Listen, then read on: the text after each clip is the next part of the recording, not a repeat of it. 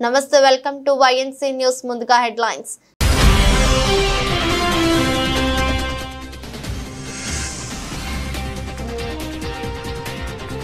Skill university బోర్డుతో రేవంత్ రెడ్డి భేటీ వర్సిటీకి ప్రభుత్వ తరపున 100 కోట్లు కేటాయిస్తామని వెల్లడి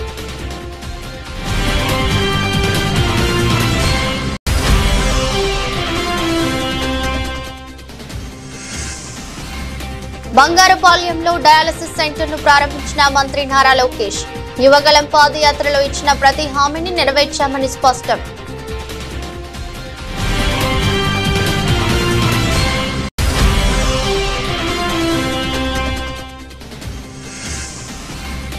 భూమి యజమాని లేదా కౌలు రైతు ఎవరో ఒకరికే రైతు బంధు ఇస్తాం ఆ ఇద్దరిలో ఎవరికి ఇవ్వాలి అనేది వాళ్ళిద్దరూ మాట్లాడుకొని తేల్చుకోవాలన్న మంత్రి తుమ్మల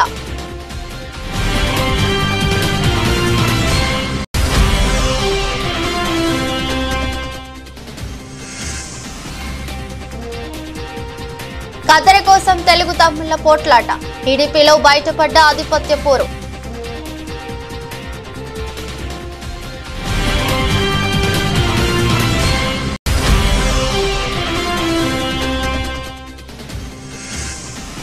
చెన్నై టెస్టు టీమిండియా 376 పరుగులకు ఆలౌట్ అద్భుత ప్రదర్శనతో ఆకట్టుకున్న అశ్విన్ జడేజా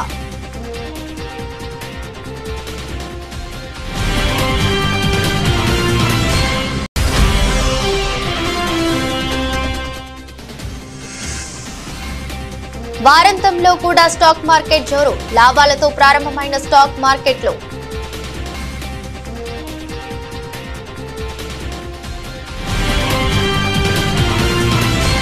రాష్ట్రంలో కొత్తగా ఏర్పాటు చేసిన తెలంగాణ యంగ్ ఇండియా స్కిల్ యూనివర్సిటీని దేశంలోనే ఆదర్శంగా తీర్చిదిద్దాలని ముఖ్యమంత్రి రేవంత్ రెడ్డి పారిశ్రామికవేత్తలు అధికారులకు పిలుపునిచ్చారు ఆ బాధ్యతను యూనివర్సిటీ బోర్డుకు అప్పగిస్తున్నట్లు ప్రకటించారు ప్రభుత్వం ఇటీవలే ప్రకటించిన Telangana young India skill university board ప్రతినిధులతో పాటు రాష్ట్రంలోని వివిధ రంగాలకు చెందిన పారిశ్రామికవేత్తలు కంపెనీల ప్రతినిధులతో ముఖ్యమంత్రి రేవంత్ రెడ్డి సచివాలయంలో సమావేశమయ్యారు ఉప ముఖ్యమంత్రి బట్టి విక్రమార్క పరిశ్రమల శాఖ మంత్రి Sridhar Babu university board chairman Anand Mahindra co chairman Srinivas Raju board సభ్యులు పి దేవయ్య సుచిత్ర ఎల్లా సతీష్ రెడ్డి ప్రభుత్వ ప్రధాన కార్యదర్శి శాంతి కుమారి ప్రభుత్వ ప్రత్యేక ప్రధాన కార్యదర్శి జయేష్ రంజన్ పాల్గొన్నారు ఈ సందర్భంగా ముఖ్యమంత్రి రేవంత్ రెడ్డి పారిశ్రామికవేత్తలను ఉద్దేశించి మాట్లాడారు వీలైనంత వేగంగా తమ ఆలోచనలను ఆచరణలోకి తెచ్చామని ఇకపై యూనివర్సిటీ బాధ్యతను బోర్డు చైర్మన్ ఆనంద్ మహీంద్రకు అప్పగిస్తున్నామని చెప్పారు ఈ రంగంలో అనుభవంతో పాటు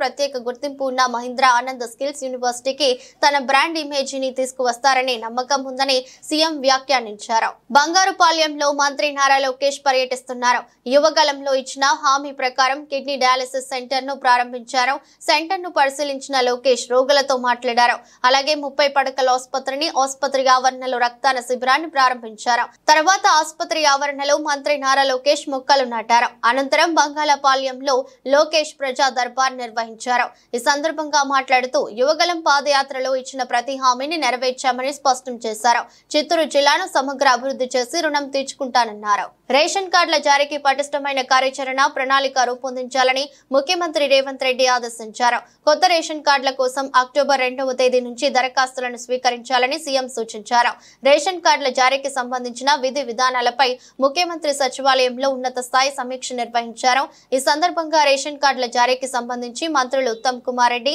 దామోదర్ రాజనరసింహ పొంగులేటి శ్రీనివాస్ రెడ్డి అధికారులకు పలు సూచనలు చేశారు అర్హులందరికీ డిజిటల్ రేషన్ కార్డులు ఇవ్వడానికి సంబంధించి కసరత్తు చేశారు ఈ అంశంపై త్వరలోనే మరోసారి సమీక్ష నిర్వహించాలని నిర్ణయించారు రైతు భరోసాపై కౌలు రైతు భూ యజమాని మాట్లాడుకోవాల్సిన అవసరం ఉందని తెలంగాణ వ్యవసాయ మంత్రి తుమ్మల నాగేశ్వరరావు అన్నారు రాష్ట్రంలో పంట పండించే రైతులకే రైతు భరోసా ఇవ్వాలన్నదే తమ ప్రభుత్వ ఆలోచనని చెప్పారు ఢిల్లీలోని తెలంగాణ భవన్ లో ఏర్పాటు చేసిన మీడియా సమావేశంలో మాట్లాడారు పంట ఎవరైతే పండిస్తారో వారికి ఆర్థిక చేయూత ఇవ్వాలని అందరూ చెప్తున్నారన్నారు ఏపీలో మాదిరిగా కౌలు రైతు ఒప్పందాలు తెలంగాణలో లేవని ఇక్కడి భూ చట్టాలు వేరు ఏపీలో ఉన్న చట్టాలు వేరని అన్నారు ఇటీవల వరదలతో వ్యవసాయ భూముల్లో పొలంలో గండ్లు పడినా ఇసుక మేటలు వేసిన నష్టపరిహారాన్ని భూ యజమానులు తీసుకోవాలని, పంట నష్టం మాత్రమే జరిగితే కౌలు రైతుకు ఇవ్వాలని చెప్పామని తుమ్మల తెలిపారు. రైతు బంధుపై సీలింగ్ విధించడంపై ఇంకా తుది నిర్ణయం తీసుకోలేదన్నారు.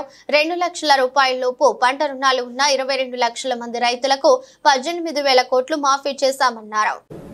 రైతు బంధు అంటే పంటేసే రైతుకి కొద్దిగా చేయూత. నేను ఏదన్నా మిర్చి వ్యవసాయం చేసినా, వరి వ్యవసాయం చేసినా నాకు 40,000 50,000 ఎకరానికి పెట్టుబడి అవుతుంది. 50,000 ఇవ్వలేం, కానీ ఉడతాభక్తిగా ప్రభుత్వం ఒక 10,000 రూపాయలు సాయం చేస్తే ఆయనకి చేతిలో ఉన్నా లేకపోయినా మొదలు పెట్టుకొని ముందుకెళ్తాడనే ఉద్దేశంతో చేస్తున్నాం. ఇది వ్యవసాయానికి చేసినటువంటి రైతుకి చేతిలో పెట్టేటటువంటి చేయూత మాత్రమే. అది మీరు ఎట్లా చెప్తే అట్లా చేద్దామని చెప్పి దాన్ని అందుకని కొంచెం పక్కకు పెట్టి అందరు అభిప్రాయాలు తీసుకుంటున్నాం. 99% కాకుండా 200% చెప్పేది ఏంటంటే పంట వేసినటువంటి రైతుకి ఇవ్వటమే న్యాయం అని చెప్తున్నారు. దాన్నే ఇంప్లిమెంట్ చేయాలనేది కూడా రాష్ట్ర ప్రభుత్వం ఆలోచన. అది కౌలు రైతు మాట్లాడుకోవాల్సిన అవసరం ఉంది. ఆ విషయం కాడనే ఆలస్యం అవుతుంది. తిరుమల లడ్డు ప్రసాదంపై ఏపీ సీఎం చంద్రబాబు చేసిన తీవ్ర ఆరోపణలను టీటీడీ మాజీ చైర్మన్, రాజ్యసభ సభ్యుడు వైవి సుబ్బారెడ్డి ఖండించారు. లడ్డు తయారీలో పందితో నెయ్యిని ఉపయోగించారని, నీచమైన ఆరోపణలు చేశారని, చంద్రబాబు తన వ్యాఖ్యలు వెనక్కి తీసుకోకపోతే చట్టపరంగా, న్యాయపరంగా ముందుకు వెళ్తామని వెల్లడించారు. వైసీపీ పార్టీని బదనాం చేయడానికి దుష్ప్రచారం చేస్తున్నారని మండిపడ్డారు.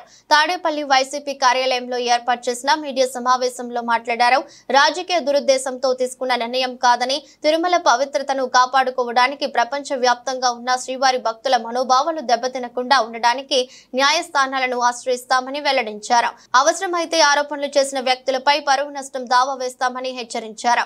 రాష్ట్రంలోనూ దేశంలోనూ ఉమ్మడి ప్రభుత్వాలు అధికారంలో ఉన్నందున తిరుమలపై చేస్తున్న ఆరోపణలపై ఎలాంటి విచారణనైనా వేసుకోవాలని సూచించారు. చంద్రబాబు నాయుడు గారు ఎవరైతే మాట్లాడారో దీనిపై వాళ్ళు స్పందించాలి. వాళ్ళ దగ్గర ఏమైనా ఆధారాలు ఉంటే నిరూపించాలి.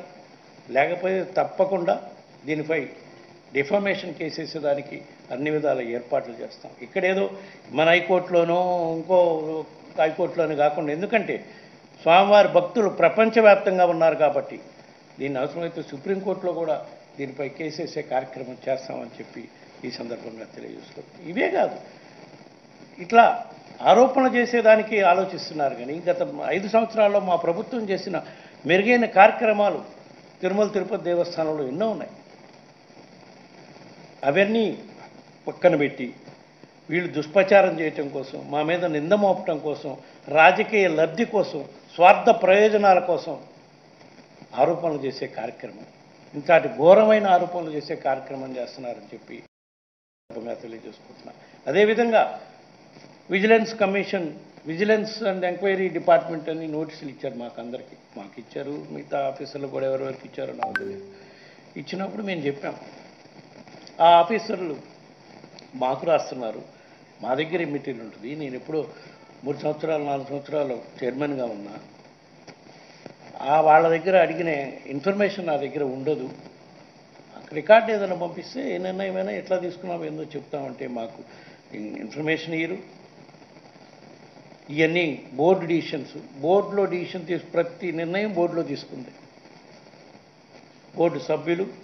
బోర్డు సభ్యులతో పాటు ఎక్స్కప్షో మెంబర్స్ గవర్నమెంట్ సైడ్ నుంచి ఉన్నారు. అన్నీ తీసుకున్నాం, అన్ని నిర్ణయాలు తీసుకోవడం జరిగింది. ఇంప్లిమెంట్ చేసే ఆఫీసర్లు వాళ్ళ ప్రేమ ఏమి లేకుండా పేపర్లో వస్తుంది. నిన్నో మొన్నో ఒక పేపర్లో విజిలెన్స్ రిపోర్ట్ అయిపోయింది, 520 కోట్ల రూపాయల దోపిడీ జరిగింది అని చెప్పి పేపర్ రైటింగ్ వస్తుంది. సో ఏ స్థాయిలో దుష్ప్రచారం చేసే కార్యక్రమం చేస్తున్నారంటే చూడండి. దాని మీద కూడా ఈరోజు కోర్టుకు వెళ్తున్నారు. చార్మినార్ వద్ద ఎలాంటి లాఠీ చార్జ్ జరగలేదని Hyderabad police commissioner CV Anand స్పష్టం చేశారు. చార్మినార్ వద్ద మిలాద్ నబీ పండుగను ఉద్దేశించి ఏర్పాటు చేసిన డీజే వద్ద షార్ట్ సర్క్యూట్ అయి పక్కనే ఉన్న డీజిల్ ట్యాంక్ దగ్గరికి మంటలు వ్యాపించడంతో ఒక్కసారిగా మంటలు పెరిగాయని, అది అదుపులోకి తేవడం జరిగిందన్నారు. లాఠీ చార్జిని వస్తున్న పుకార్లన్నీ నమ్మొద్దని Hyderabad police commissioner CV Anand తేల్చి చెప్పారు. लाठी चार्ज नहीं है, कुछ नहीं है। यहाँ पर आपको पता है कि एक डीजे में आग लग गई थी, वो एक एक्सीडेंट है। और अगर वो डीजे का जो बैटरी है, अगर वहाँ से आग फैल के डीजल टैंक पे अगर उसको लग जाता तो बहुत बड़ा एक्सप्लोजन होता है। तो प्रोटेक्शन की वजह से, सेफ्टी मेजर्स की वजह से सबको बैरिकेड लगा के थोड़ा दूर रखना पड़ा, और उसको भी तोड़ के अगर थोड़े लोग आगे आए हैं तो उनको रिक्वेस्ट करके पीछे जाने के लिए कहा गया था। तो उसको लाठीचार्ज आप कहेंगे तो वो बुरी बात है, ये पब्लिक के सेफ्टी के लिए किया गया है। Thank you. వినుకొండ పట్టణంలో జూలై 17న జరిగిన రషీద్ హత్య కేసులో కోర్టులో పిటిషన్ దాఖలు చేసినట్లు మాజీ additional advocate general Ponnavolu Sudhakar Reddy తెలిపారు. రషీద్ హత్య మేరకు నుంచి నడిపించిన వారి పేర్లను కేసులో పోలీసులు నమోదు చేయలేదన్నారు. ప్రధాన నిందితుల పేర్లను కేసులో నమోదు చేయాలని వినుకొండ జూనియర్ సివిల్ కోర్టులో పిటిషన్ దాఖలు చేసినట్టు సుధాకర్ రెడ్డి తెలిపారు. సాక్ష్యం మొదటి నుంచి కంప్లైంట్ లో గాని సాక్షులు చెప్పినటువంటి వాంగ్మూలంలో గాని దాని ప్రకారం షమీం ఖాన్ను, ఆయుబ్ ఖాన్ అనే ముద్దాయిల ప్రోద్బలంతో వారి యొక్క ప్రోద్బలంతో జరిగిన హత్య అని చెప్పబడినా కూడా వాళ్ళ కేసులో ముద్దాయిలుగా పెట్టలేదు. అది చట్టపరంగా తప్పు కాబట్టి వాటిని ముద్దాయిలుగా చేర్చమని మేము ఈరోజు కోర్టుకు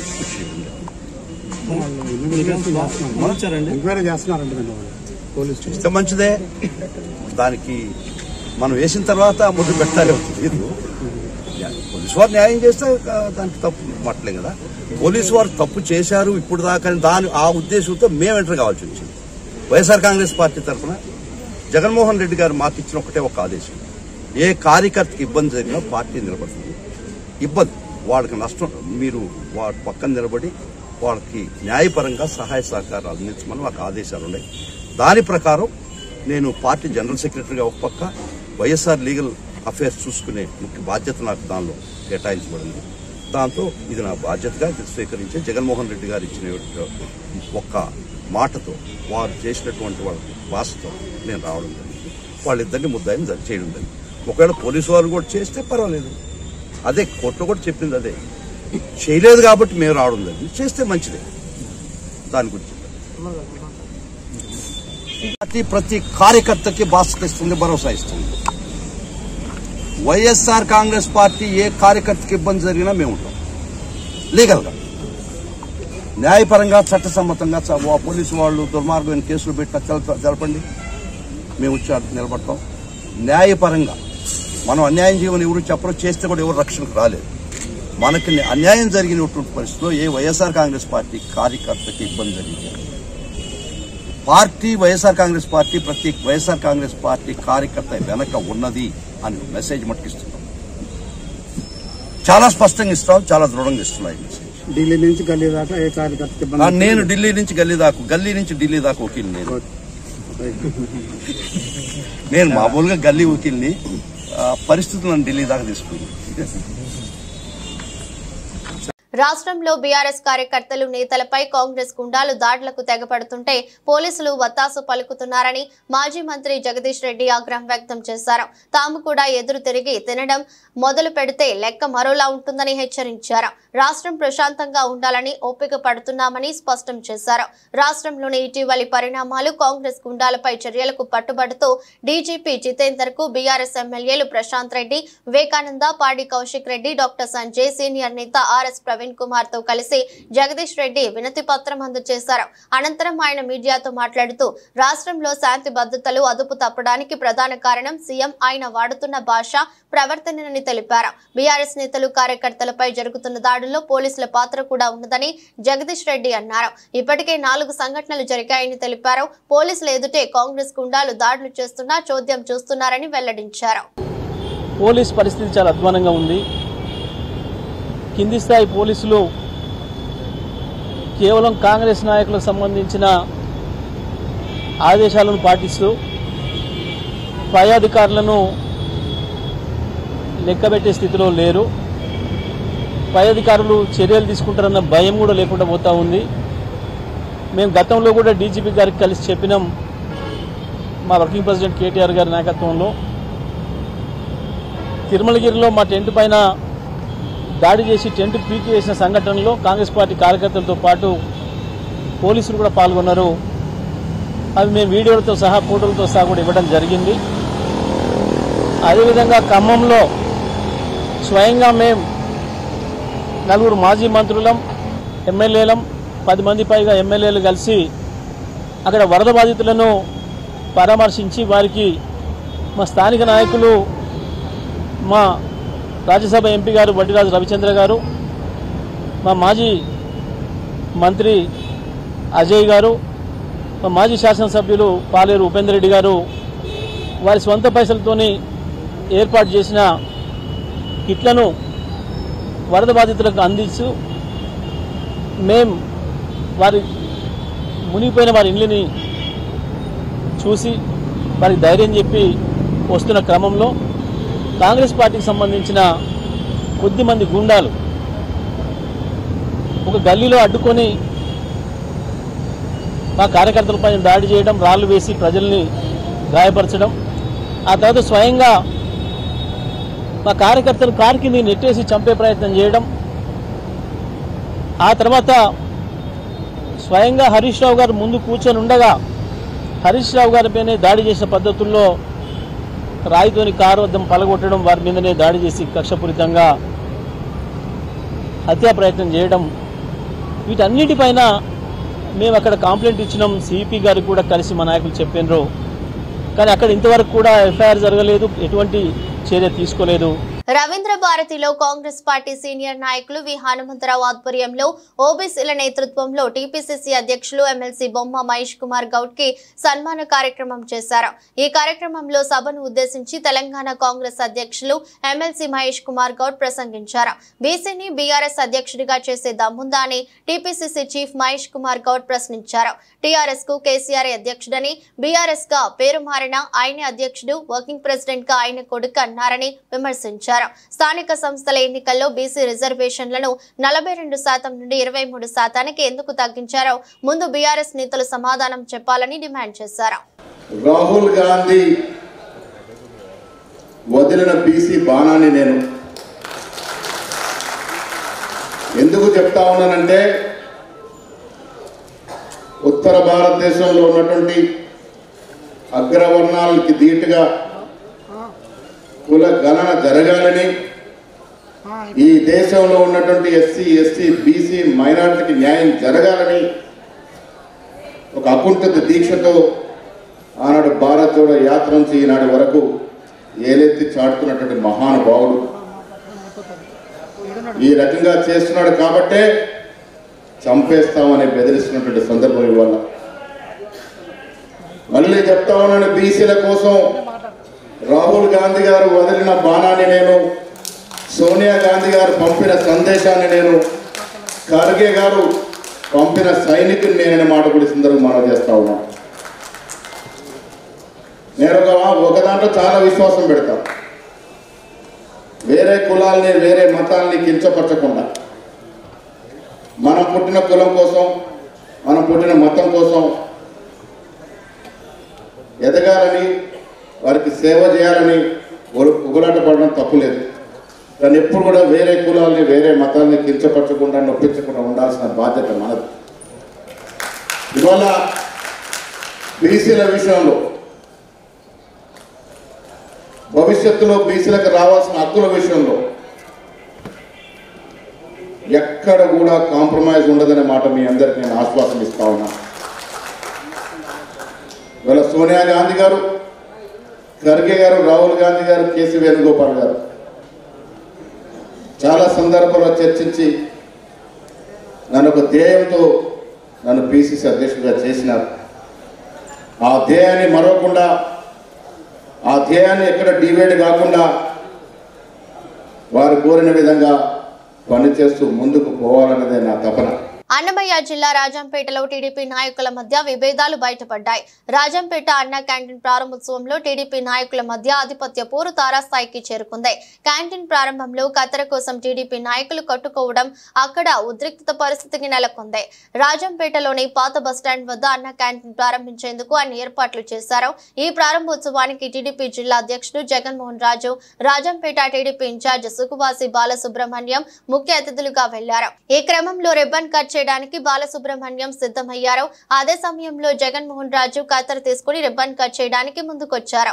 కానీ జగన్మోహన్ రాజు చేతిలోని కత్తెర తీసుకుని బాలసుబ్రహ్మణ్యం రిబ్బన్ కట్ చేసి లోపలికి దూసుకెళ్లారు. క్యాంటీన్ లోపలికి వెళ్లే క్రమంలో ఇరు వర్గాల మధ్య తోపులాట జరిగింది. ఒకరికి వ్యతిరేకంగా మరొకరు నినాదాలు చేశారు. అంతటితో ఆగకుండా దాడులకు కూడా తెగబడ్డారు. దీంతో అక్కడ ఉద్రిక్తత వాతావరణం నెలకొంది. చివరకు పోలీసులు జోక్యం చేసుకోవడంతో వివాదం సద్దుమణిగింది. దీనికి సంబంధించిన వీడియో ఇప్పుడు సోషల్ మీడియాలో వైరల్ గా మారింది.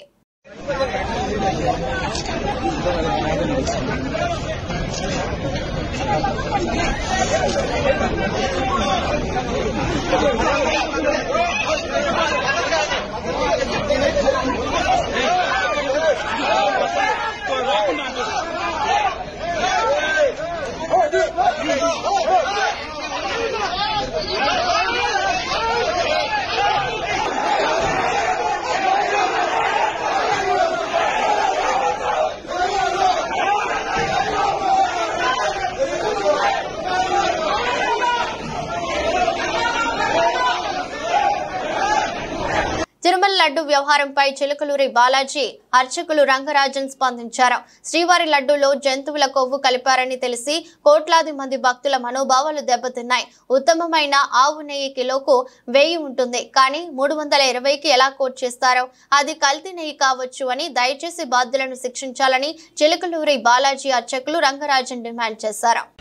నమస్తే.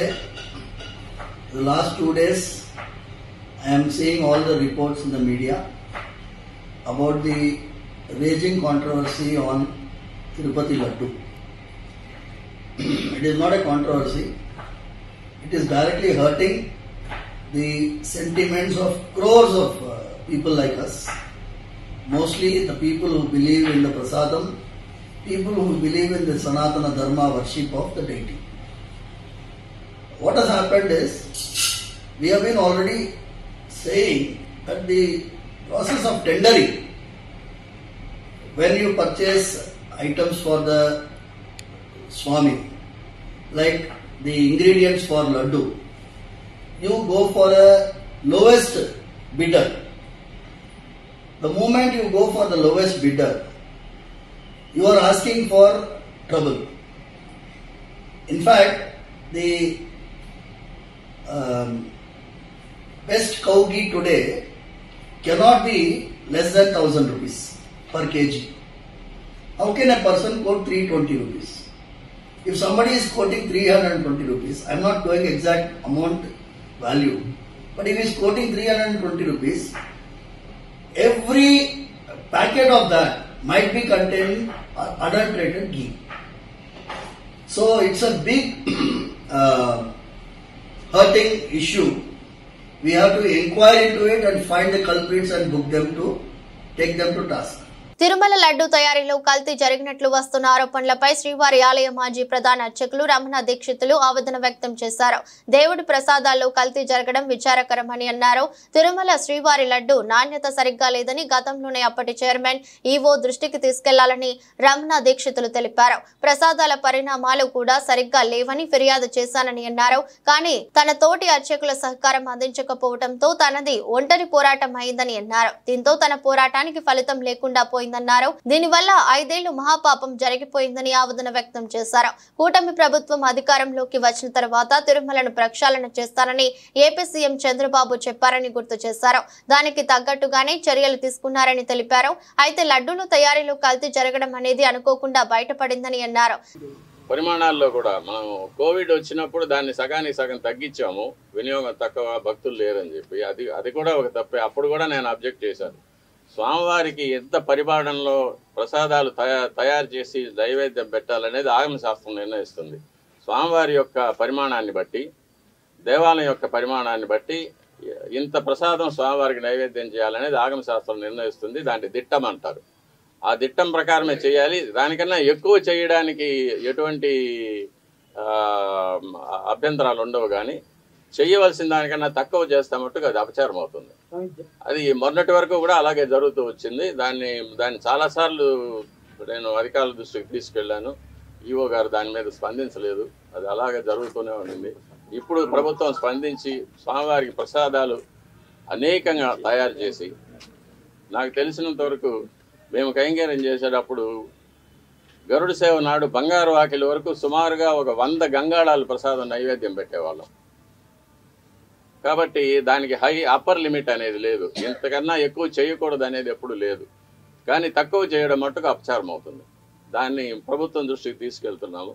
అది దిట్టం ప్రకారం స్వామివారికి ఏ వేళల్లో ఎంత ప్రసాదం నైవేద్యం చేయాలనేది దాన్ని తయారు చేసి శుచిగా శుభ్రంగా తాజాగా తయారు చేసి స్వామివారికి నైవేద్యం పెడితే స్వామి ఎప్పుడు ప్రసన్నులు అవుతారో అప్పుడు భక్తులకు అందరికీ కూడా మంచి జరుగుతుంది. రాష్ట్రము దేశం సుభిక్షంగా ఉంటుంది. గ్లోబల్ టెక్ దిగ్గజం యాపిల్ తన ఐఫోన్ 16 సిరీస్ ఫోన్ల విక్రయం శుక్రవారం తెల్లవారుజాము నుంచే దేశవ్యాప్తంగా ప్రారంభమైంది. ఏఐ సాంకేతిక తరహాలో యాపిల్ ఇంటెలిజెన్స్ తో శక్తివంతంగా రూపొందించిన ఈ ఫోన్లను కొనుగోలు చేసేందుకు కొనుగోలుదారులు యాపిల్ స్టోర్ల ముందు బారులు తీరారు. ముంబై, ఢిల్లీతో సహా పలు యాపిల్ స్టోర్ల బయట కొనుగోలుదారులు క్యూ కట్టారు. ఇందుకు సంబంధించిన వీడియోలు ప్రస్తుతం సోషల్ మీడియాలో వైరల్ గా మారాయి. IPhone 16, iPhone 16 plus, iPhone 16 pro, iPhone 16 pro max అనే 4 మోడళ్లను యాపిల్ తీసుకొచ్చింది. వీటిల్లో అధునాతన camera control button, action button అనే 2 కొత్త బటన్లను జత చేశారు. అదే విధంగా ప్రత్యేకంగా తయారైన కొత్త చిప్ A18 తో వచ్చింది.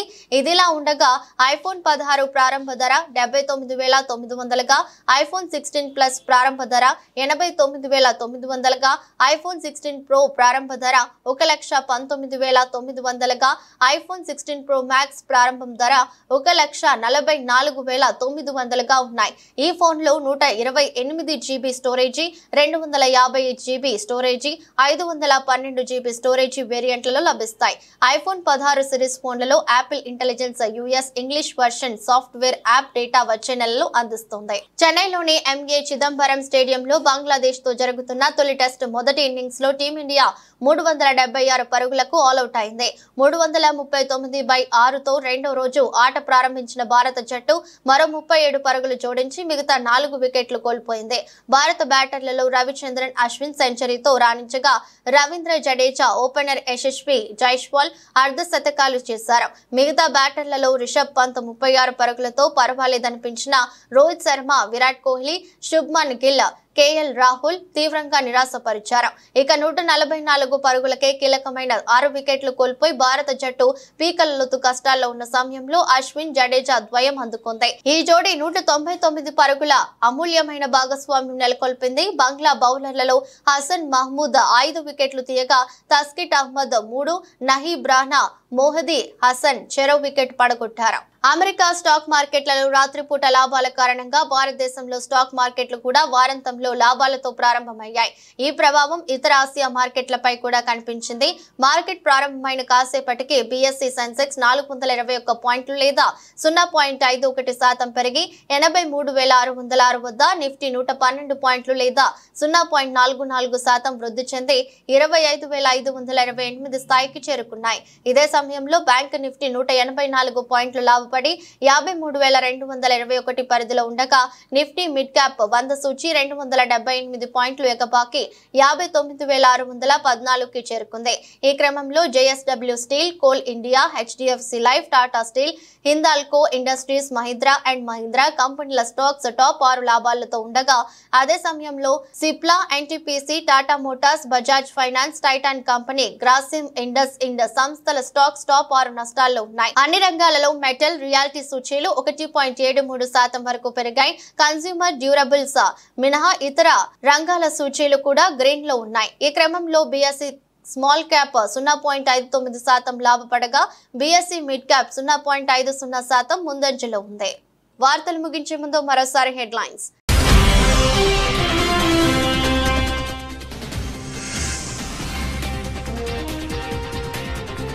స్కిల్ యూనివర్సిటీ బోర్డుతో రేవంత్ రెడ్డి భేటీ. వర్సిటీకి ప్రభుత్వ తరపున 100 కోట్లు కేటాయిస్తామని వెల్లడి.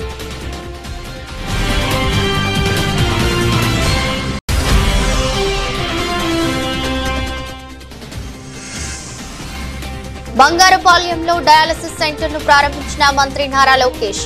యువగలం పాదయాత్రలో ఇచ్చిన ప్రతి హామీని నెరవేర్చామని స్పష్టం.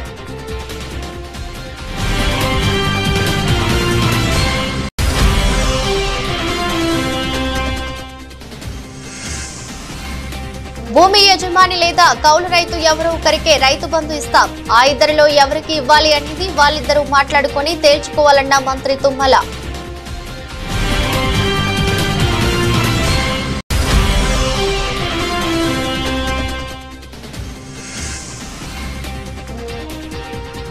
కత్తెర కోసం తెలుగు తమ్ముళ్ల పోట్లాట. టీడీపీలో బయటపడ్డ ఆధిపత్య పోరు.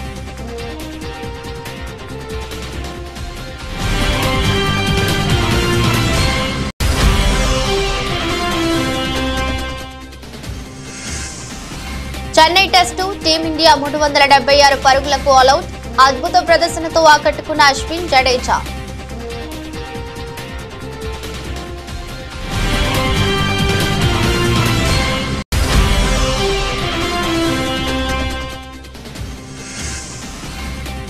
వారాంతంలో కూడా స్టాక్ మార్కెట్ జోరు. లాభాలతో ప్రారంభమైన స్టాక్ మార్కెట్లు.